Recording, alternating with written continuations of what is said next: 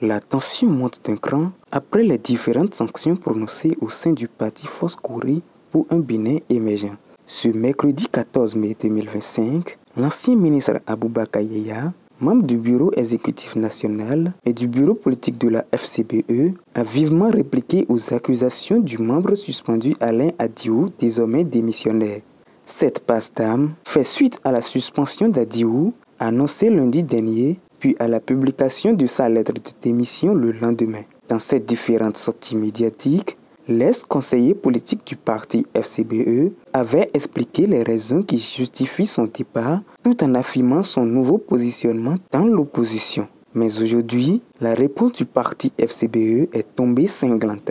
Aboubakar Yaya, voix importante du parti, dénonce une version tronquée des faits et rejette en bloc toutes les allégations de son ancien collègue. Suivez ici la déclaration de l'ancien ministre Aboubakar Yaya. Notre parti, les Fos-Kouri pour un Bénin émergent, ne traverse aucune crise, aucune. La preuve, le samedi passé, nous étions à Grand Popo avec nos jeunes, la jeunesse. Avant ça, le 3, on était à Bomé et pour la réunion du bureau exécutif national. Donc présentement, nous ne traversons aucune crise. La crise, peut-être, je suis sûr, vous faites allusion à cette soi-disant démission de notre aîné Alain Adiou, l'ancien ministre. Absolument. Monsieur le journaliste, je tiens à vous dire quelque chose. Je tiens à vous dire quelque chose. Le comportement de monsieur Adiou me rappelle une sagesse que mon feu père m'a enseignée. C'est l'histoire d'un petit oiseau qui s'est assis sur un grand baobab, qui a tout vu, qui a bu, qui a mangé, qui a même chié sur le baobab. Après, il dit au baobab, bon, baobab, moi je m'en vais. Et le baobab me lui dit, mais moi je ne savais même pas que tu étais posé sur moi. Donc, M. Adiou, son départ n'est pas une crise pour notre parti. Ça ne peut même pas être qualifié de crise pour notre parti. Il n'a aucun poids, il n'avait aucun poids. Ce n'est pas pitié qu'on l'a accueilli. Permettez-moi de le dire, pas pitié. Parce que vous connaissez son parcours politique. Il a été ministre de notre papa, Feu Kérékou. Après, Yaya est venu, il a envoyé quelque part que je ne vais pas citer ici. Après, il a créé un parti avec un de mes aînés de l'université, mais là-bas, il a voulu s'imposer, ils l'ont éjecté, il est parti. Donc, il est venu, nous, on l'a pris. Pour nous, c'est un ancien ministre, il a d'expérience, il est sage, vu son âge, mais avec ce comportement, je me rends compte que l'âge et l'expérience ne sont pas synonymes de sagesse. Donc, M. Adiou, pourquoi il a déposé sa démission? Il fallait lui poser la question. Vous savez, on dit 9 jours pour le voleur, 1 jour pour le propriétaire. Il sait pourquoi il a déposé sa démission. Parce que nous lui avons envoyé déjà sa lettre de suspension, depuis le 5 mai, je crois. Et c'est le 12, je crois, qu'il a envoyé sa lettre de démission.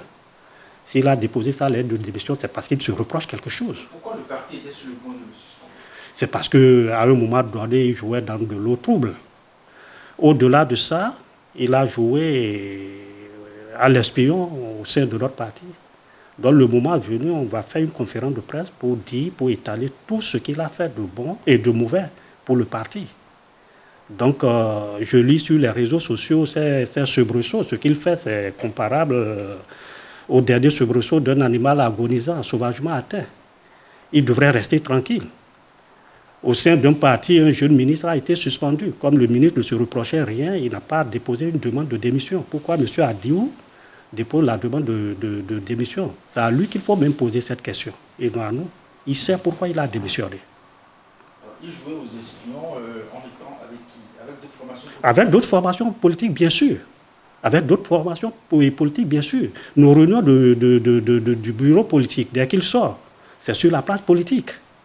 Dès qu'il sort de la réunion, c'est sur la place politique. On ne peut pas continuer comme ça. On ne peut pas continuer comme ça.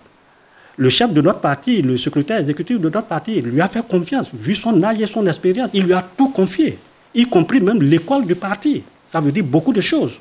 Mais aujourd'hui, nous sommes tous déçus. Moi, je suis son jeune frère. Hein. Je suis son jeune frère en âge, mais un aîné ne se comporte pas comme ça. Ça ne se fait pas, même si nous sommes en politique. Ça ne se fait pas.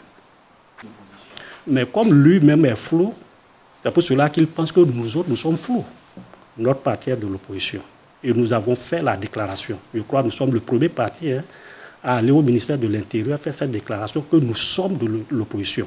Donc, s'il y a un jeu flou, c'est à son niveau, pas à notre niveau. Nous, nous sommes de l'opposition. On peut nous traiter de tout. Nous sommes de l'opposition. Nous ne sommes pas de la mouvance. On n'est pas Talon. Même si les gens disent que nous sommes le troisième béquille, et la troisième béquille de Talon, nous sommes la troisième ci, nous sommes ci.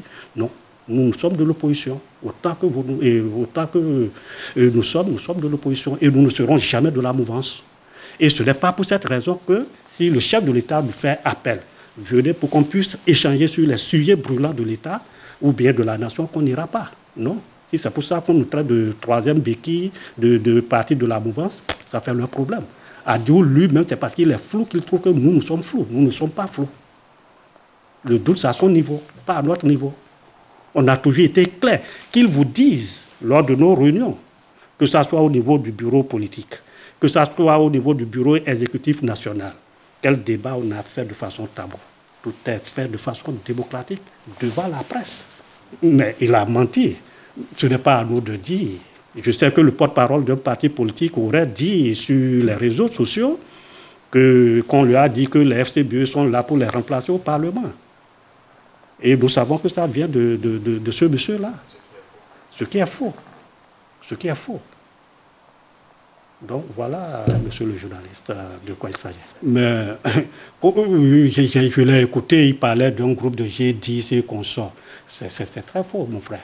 Nous connaissons les instances, les organes de notre parti. Nous avons le bureau politique, nous avons le bureau exécutif et politique et d'autres. Mais il n'y a pas d'un groupuscule de personnes qui s'imposent, c'est faux. C'est faux. Mais même si tel était le cas, dans une organisation humaine, une fois que vous êtes 2, 3, il doit y avoir des alter égaux. Je peux m'entendre avec le CEN, le CECOM peut s'entendre avec d'autres personnes et puis avoir une même idée. Si c'est ça qu'il appelle un groupe de personnes, bon, peut-être, moi, je ne sais pas de quel groupe il parle. Hein. Moi, je ne sais pas de quel groupe il parle. Quand est-ce qu'il est arrivé pour découvrir tout ça là? Si ce n'est pas qu'il a été envoyé pour nous espionner. Il n'y a pas un groupe de la sorte. Il ment. On ne dit pas qu'un grand a menti, mais qu'il me permet de dire qu'il a menti. Et il n'est qu'un menteur. Il n'est qu'un menteur. Vous voyez, il me rappelle ce personnage biblique qui, avant le 3e chant du coq, a trahi Jésus pour la 3e fois. Il nous a trahis par son comportement. Parce que pour moi, c'est un grand frère, vu son âge, plus de 70 ans, ancien ministre, donc c'est une référence. C'est ce qui nous a poussé à placer notre confiance en lui. Mais on s'est rendu compte que c'est un petit monsieur. Non, c'est faux, c'est lui qui s'est écarté. Pourquoi Boao ne va pas écarter? Pourquoi le CED n'a pas été écarté? Pourquoi le ministre Ruffin n'a pas été écarté? Pourquoi d'autres n'ont pas été écartés? Vous savez, les Bariba disent qu'un enfant qui a un mauvais comportement ne s'amuse jamais dans la cour de la maison. Il s'amuse hors de la maison. C'est parce que M. Adiou se reproche quelque chose qui s'est retiré. Mais il vous a montré quelque chose d'officiel pour dire, bon, on m'a écarté? Non, c'est son comportement qu'il a écarté. C'est parce qu'il sait qu'on a découvert ce qu'il fait. Il se reproche quelque chose, c'est pour cela qu'il s'est bien à l'écart. De vous à moi, monsieur le journaliste, si vous savez que vous avez posé un acte qui n'est pas bon au sein d'un groupe et que vous vous rendez compte que les membres de ce groupe ont découvert ça, votre comportement, c'est quoi? Soit vous venez dans la salle la tête baissée ou vous restez chez vous à la maison. C'est ce que M. Adiou vit. Personne ne l'a écarté. Est-ce qu'il est venu à une réunion du BP, puisqu'il est membre, ou du bureau exécutif national, puisqu'il est membre, et on lui a dit ne viens pas? Non. De façon formelle qu'il a écarté. C'est lui qui s'est écarté parce qu'il se reproche quelque chose. Monsieur le ministre, oui. Quand le ministre Adiou était avec vous, vous avez eu à partager comme des secrets ensemble? Aucun secret. Est-ce que du jour au lendemain, il ne va pas étaler ça à la place? Bon, secret concernant le parti, non. Moi, je ne sais pas s'il y a un secret avec M. Adiou, à part ce qu'on arrête au sein de lors de nos réunions politiques. Peut-être ça.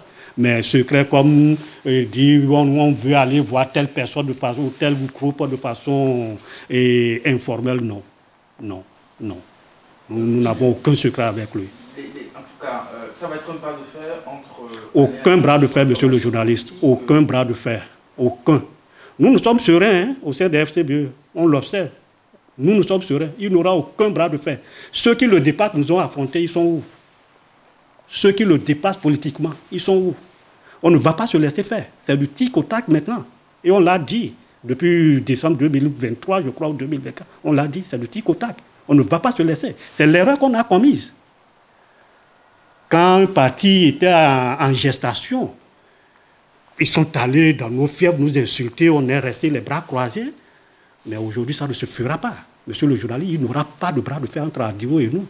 Adio n'a qu'à savoir que ce qui se fait, ce n'est pas un bras de fer entre lui et Hunkbe, ni entre lui et Yaya ou d'autres personnes du parti, c'est avec le parti qu'il aura à faire.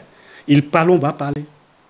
Il parle encore. Demain matin, je vais vous inviter pour lui répondre. C'est du tic au tac. Il faut qu'il s'agisse.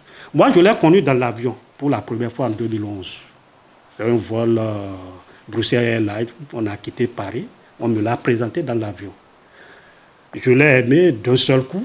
Je l'ai apprécié parce que je l'ai trouvé avec un ouvrage qui avait un titre évocateur. Jusqu'à destination, on a fait Paris, Bruxelles, Bruxelles-Ouaga, Ouaga-Cotonou. Il était toujours resté devant le livre.